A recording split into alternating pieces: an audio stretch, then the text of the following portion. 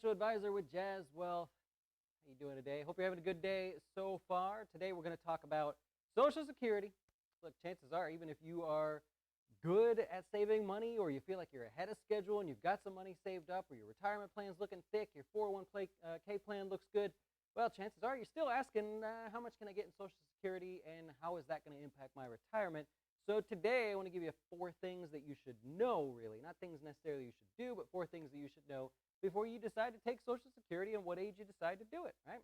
So let's get started. The first thing I want you to do is to know when you're eligible for the full benefits. The Social Security takes the highest 35 years of your income, puts them together, adjusts for inflation, does some sort of magic formula, and they go, this is how much you're going to get in Social Security at the various ages. Now, there's something called your full retirement age, and that's something that everybody should probably know. If you're over the age of 60, then you're going to want to pay attention. If you're under the age of 60, your full retirement age is currently just 67. But I'll show you real quick how to figure it out for those of you that may be over the age of 60. What you're going to do is you're going to say, is my birthday between 1943 and 1954? And if the answer is yes, your birthday is between those ages there, then you can take Social Security at 66, right? So that's where you start. Now, it's really simple from here. You just, every year you go forward, 1955, you add 2 months, 66 and 2 months, right?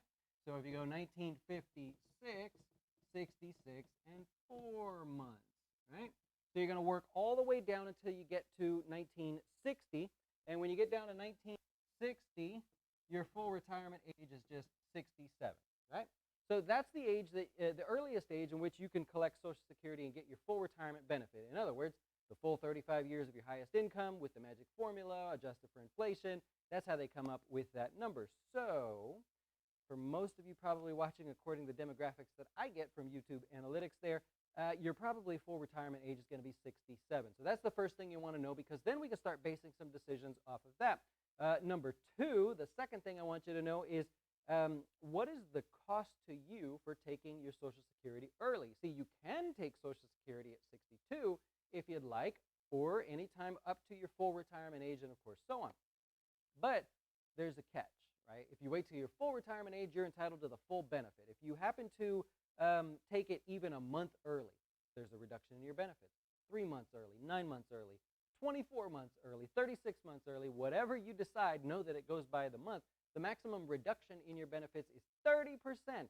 Think about all the years you spent fighting and kicking and scratching, just trying to make an extra 1 or 2%. And those of you that take Social Security early, well, the maximum reduction is 30%. For example, if your full retirement age was 67, so we go to the board there and we say you were born in 1960 or afterwards, and you file at 66 years of age, right? 1 year early, 12 months to be exact. Then what happens is, let me go back to this guy here. Yeah. So if you decide to take it at 66 instead, and you say, okay, that's what I'm going to work with, you just lost 6.67% of your total full retirement benefit, right? So you can work it backwards from there and kind of see, well, actually, you could just go on Social Security's website and you can see if you take Social Security at 64, 63, 67, whatever you do, you can actually see the different benefits, but you want to know what's it going to cost you to take Social Security early. It may benefit you to actually wait. That's tip number 3. Know the perks of actually waiting to file, to claim Social Security later, right? What are the perks of doing that? Each year that you wait past your full retirement age, so let's just pick wherever you land on the chart there. Each year that you wait past full retirement age, you actually get an 8% increase, right? So it may make sense depending on where the economy's at, depending on where the market's at. Imagine if you right now are 67 years of age, or 70 years of age or something, and you're like, okay, should I take Social Security or should I keep my money invested in the stock market and kind of play that game? Compare apples to apples, right?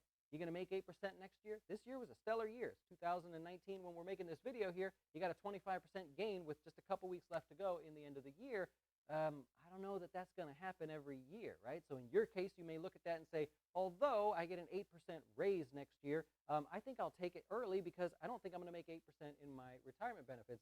If you even have to think of it like that, I'm sorry if you don't have to. But tip number 3 is just know the perks of if you're going to go ahead and take Social Security a little bit later. Even if it's that you had planned on taking it at, like, say, 64, right, which is early for everybody on the screen there, know what the perk is if you decide to wait till 65. What's the difference there? Does that make sense for you? Extra few dollars? Does it add up? What were your highest 35 years of income? Does it make a dent? May not even make that much of a dent. I don't know. You want to check it out. And tip number 4, you want to, it's like always, consider your spouse, right? Take a second and think about your spouse. What happens? Do you think they're going to outlive you by many number of years? Do you have an illness? Do you have a lower lifespan in your family? Does your spouse have a longer lifespan in their family? Well, you may want to delay the Social Security so that they're entitled to the spousal benefits, which are equal to what you would have collected anyways. If you collect Social Security early, you're leaving them with a fixed payment, going forward that could have been 8%, 8%, 8% higher had you waited and delayed that. So it's really a weird thing to talk about, but you probably should take a look at that and see. Also, if you go, well, my spouse never worked. They never worked a day in their lives. I was, lucky. I made enough money, and they didn't have to work. We raised a bunch of kids. We had a great life. Well, in that case, your spouse would be entitled to half of the Social Security benefits, which half, right, is already obviously a reduction, right? But if they were able to get 8% more and a little bit more by you delaying those Social Security benefits, can you swing that? It may make sense for you to want to do that. So tip number 1, know when you're eligible for the full retirement benefit. Right there, it's on the screen. Tip number 2, understand the cost of filing early. If you do, I understand there's a lot of people out there that say the first available date that I can take it, I'm going to take it. I don't care if I don't get enough. You're worried about Social Security. That's fine. But understand what you're exchanging there for not going to your full retirement age. Number 3, know the perks of filing later. Go ahead and take a look at those numbers and say, can I delay it even 6 months, 7 months, 12 months? Does it make sense? Do I have retirement savings or not? And number 4, consider your spouse. Talk about that. How's it going to work when you're gone? Eventually, one of you is going to be gone. It's very unlikely that you both die at the same time. So, well, let's hope not, right? So let's start to talk about that and consider that as well.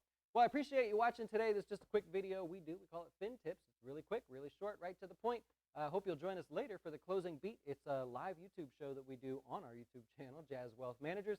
We cover the stock market for our customers, and we open it up to the general public. So if you have questions, you want to come join us, I hope you will. Thank you so much for watching. Have a great rest of your day. Why should you choose Jazz Wealth as your retirement or long-term investing service? Our portfolios are managed by us, not some faceless mutual fund manager. Our private classes will teach you everything about investing and getting your dough straight. Best of all, our fiduciary standard means your best interest comes before ours.